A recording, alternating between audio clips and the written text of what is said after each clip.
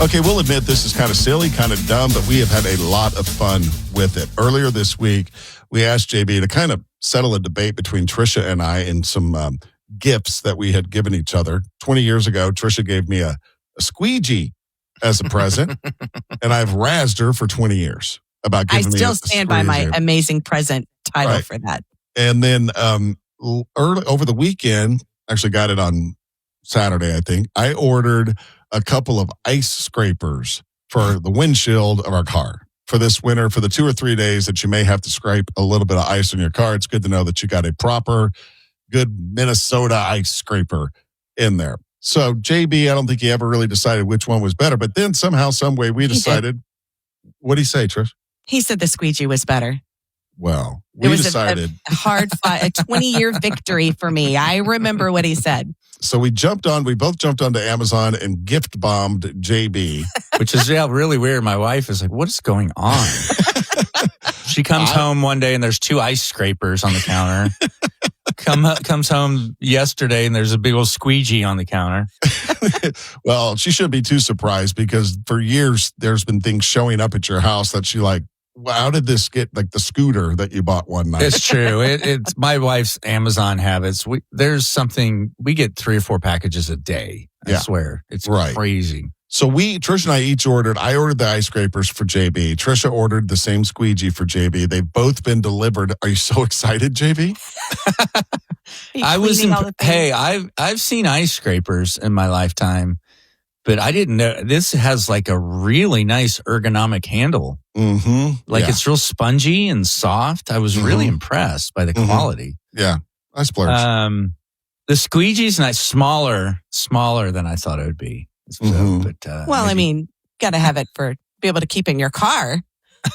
Yeah, because gas stations never have a squeegee. Those are gross. You don't want to use a common public squeegee.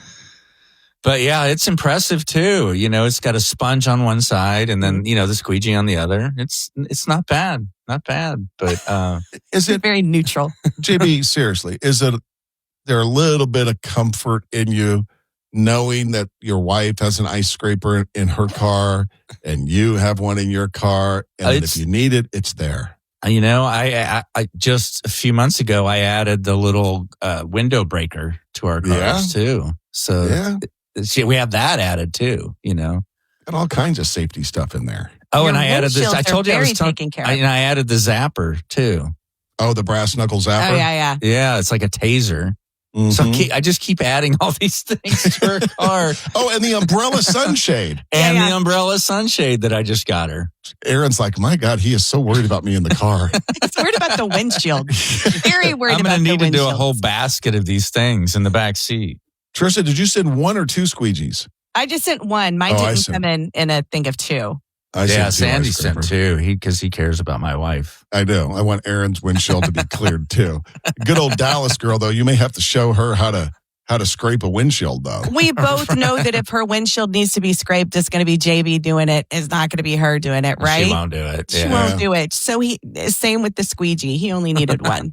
Maybe I should get one of those blankets that you put over your windshield when the ice and the snow come. Then you just pull it off. Just pull it off. That is very satisfying. Those videos. How would your scraper feel seeing that? Oh, you're right. You're right. My scraper would be really bummed out about that. So I don't know. A world with Amazon in it is just like, well, you can just get anything you want now. Anything. It's just funny because Austinites don't have ice scrapers. They don't. Hey, maybe we do. maybe there's a side hustle on those 2 or 3 days that we get the ice where you go around the neighborhood and you've got your fancy scraper. $5. I'll scrape your windshield. 5, 10. How much would you charge? Oh, 10. Easy, 10. You'd pay $10 to have someone do it for you? I maybe would. Or just order a whole bunch of them, go around the neighborhood selling them. Mm-hmm. Pay $5 for one, sell them for $30. Door-to-door ice scraper salesman. Living the dream. Living the dream. Oh, look out. I'm going on the Shark Tank for that one. Ice scraper salesman in Austin, Texas. That's ridiculous. Dude, that reminds me of one of my favorite stories and one of the funniest things I've ever seen. So a friend of mine, his name's Blake, and I think he sold it, but he had a business that was a closeout business. So like when a store, let's say Walmart, okay, is no longer carrying a certain drill, right? They're like getting the new models in next year and they've got 5,000 of these drills that they've got to get rid of. My buddy Blake's company would buy them, right? And then they'd sell them to somebody else. He was the ultimate middle guy. So one day I go by Blake's office and I had another friend that worked there. And he had been there for a few months. His name's Cole. And so Blake and I were going to play golf. We're meeting at the office. And I walk in the office and there's Cole on the phone. And here's the first thing I heard him say when I walked into the office. He goes, "Look, man, I'm down here in Austin, Texas. It's 105 degrees. I got 10,000 snow shovels. All right, what am I going to do with these snow shovels? I know you're up there in Boston, right? Y'all get you get more snow up there than we get here. You need to buy these shovels because people are going to want these snow." I mean, he was putting on the ultimate sales pitch to this guy. And so Blake's like, "Come on, let's go." I go, wait a minute. I want to see if Cole closes this deal. Right? Yeah. So Cole's on the phone for a few more minutes. He goes, "All right." And I know he closed it because at the very end, he goes, "All right, I'll have him there by Tuesday." Wow. Wow. What an interesting business, though. Right. Buying closeout stuff and selling it to somebody else. And, weird. Selling to like a TJ Maxx or something like that. Yeah, yeah. He once had, I want to say like 40,000 Playtex bras. Right? Random. Yeah, that someone was Sears or whoever wasn't carrying them anymore, and he had to sell them to someone else, probably JB at TJ Maxx or a Ross's or something like that. And oftentimes never took possession of, like in this case, never took possession of the bras.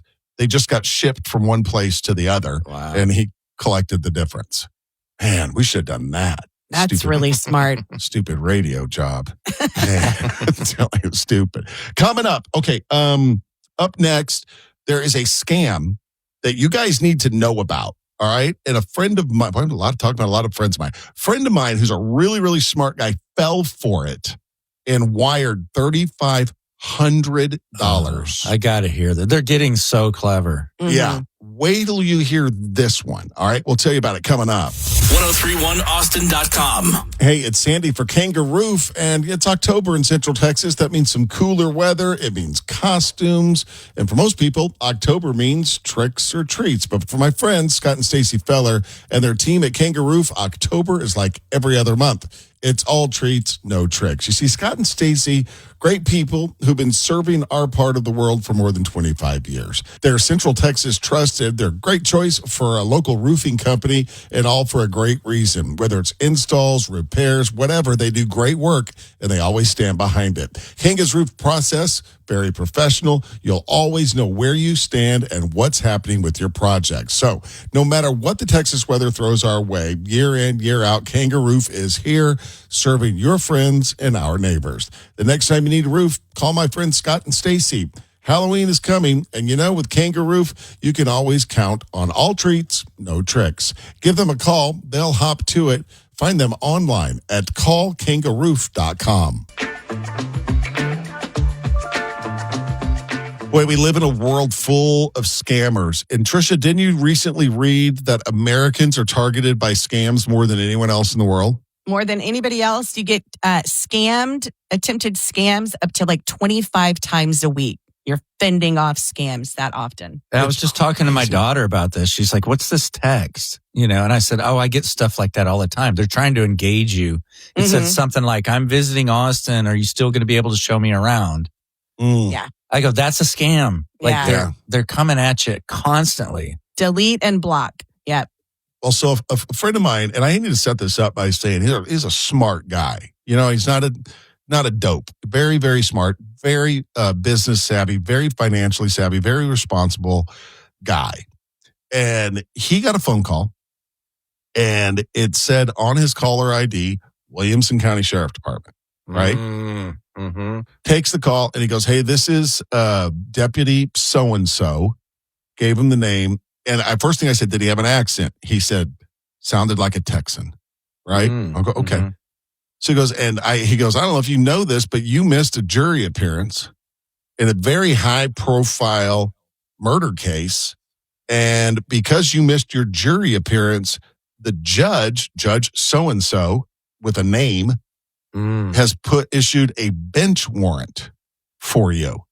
And if you don't take care of this, there will be a full award. It's a warrant, right? For your arrest. Mm-hmm. He's like, whoa. He goes, hold on. So then he jumps on his computer. He goes, what's your name again? And he tells him Deputy so-and-so from Williamson County. He pulls him up. There he is. On the Oh, screen. my gosh. What's the judge's name? He says, Judge so-and-so. Pulls it up. There it is. Ooh. And he's like, okay, he goes, hold on. He says, hold on. Let me call you back. I'm going to call the Williamson County Sheriff's Department, and they will connect me to you. Mm-hmm. And the guy goes, no, we can't do that. Once we make contact with you, we're not supposed to lose contact. We've got to stay in touch with you. We can't do that. And then my buddy's like, it was really convincing. Yeah. Because he goes, wait a minute, you've put me on hold like 2 or 3 times. What do you mean we can't lose contact? He says, we just can't do it. We can't do it. I've got you on the phone. If I let you off the phone right now, I'm in big trouble. So he's like, he's freaking out, right? He's going to have a warrant for his arrest in Texas. And so then he asked, he said, okay, well, what's your phone number?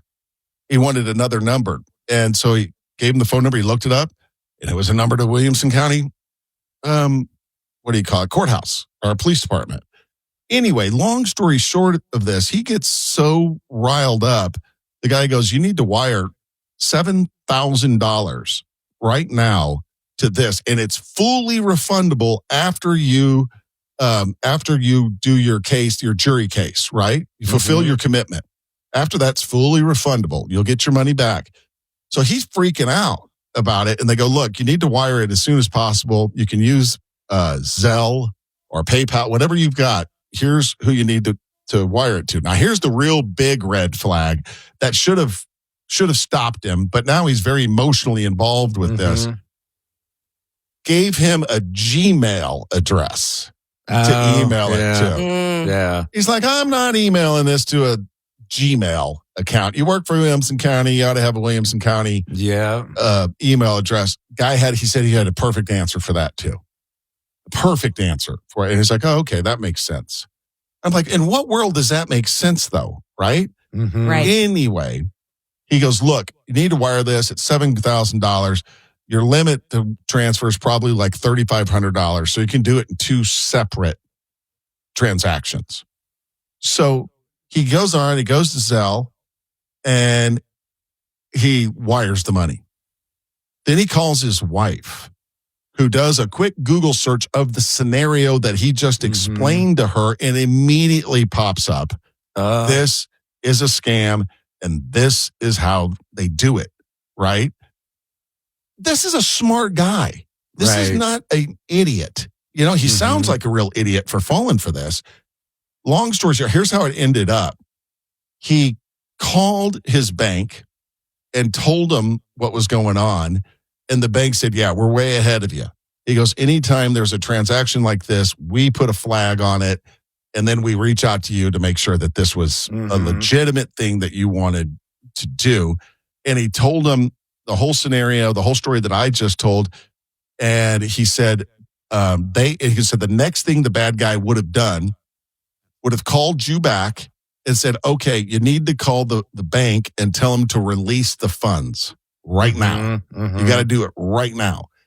So long story short, he wired the money, but then the bank stopped the transfer. And then the guy that called him 5 more times. And my buddy just did not answer the phone each time that he called. Can you believe that? Yeah. Wow. That happened to me. Do you not remember me telling you that I got a call from a Williamson County Sheriff's deputy with our daughter and two of her friends in the car. I guess you don't. I You don't sometimes listen to don't you. listen to words that I say. Yeah, sorry. I just picked him up from school. I answered on speakerphone in my car, and it was a guy with a super Texas accent saying he was Deputy so-and-so, and I had a failure to appear, and he was standing in the courthouse right now, and it did say Williamson County. And what gave it away for me immediately was the ridiculous twang in his voice. You could tell he was doing it on purpose. And I go, absolutely not. This is ridiculous. This is a scam. Do not call me again. And he hung up. The girls in the car were like, oh my God. So yeah, it's a thing going around for sure. I was thinking about it too. Like, it was like, what would I have done? Or now that I know about the scam, you can have a little bit of fun with it. Because, like, well, okay, what judge is this? And they tell you the judge. You're like, oh, hell, I know Judge Thompson. I gave a lot of money to his campaign. I'll call him. I'll get this sorted out. No problem. Right? They'll freak out and hang up. Exactly. Yeah. I'll have him call you. How about that? Have the judge call you at this number. Yeah. But man, it's just the unrelenting scams that are out there. Do you guys get the ones that a text message that say something like this? Hey, do you have a minute to go over a few things? That's all it says. Yeah. Or are I've we been still getting a meeting lot up of them tonight? lately. Yeah. Yeah. Are we still meeting up tonight? Yes. Yeah. Yes. Yep. Do they just want you to engage? Yeah. They start. Yeah. And then they're going to try to play you. I get them probably every day now. Oh, I get a lot of them. Like, I mean, constantly with the emails, marking them as spam and deleting them, constantly blocking numbers from spam calls. Like, it's ramped up in the last year a lot, it seems like. This morning, one that just says hi. They just try to get you going. Yesterday, hey, how are you? Yeah. Alma, it's James reaching out with a humble request. It's every day there's something. Yeah. I got one that said, hi there. Elite Singles matched us, and I thought I'd take the first step and reach out. There are a lot of guys who would not be able to resist clicking on that one. You're right. Just be careful out there. I don't know what top of mind advice to give anybody that don't respond to those types of texts. Mm-hmm. But if you get those types of phone calls, do what Trisha did. Absolutely not. Hang up. Right? Yeah, they hung up before I could finish my spiel of do not call me again. The girls in the car were very impressed. Well, that's it. Do us a solid and copy and paste the link to this episode and send it to a friend or two. Thanks for listening.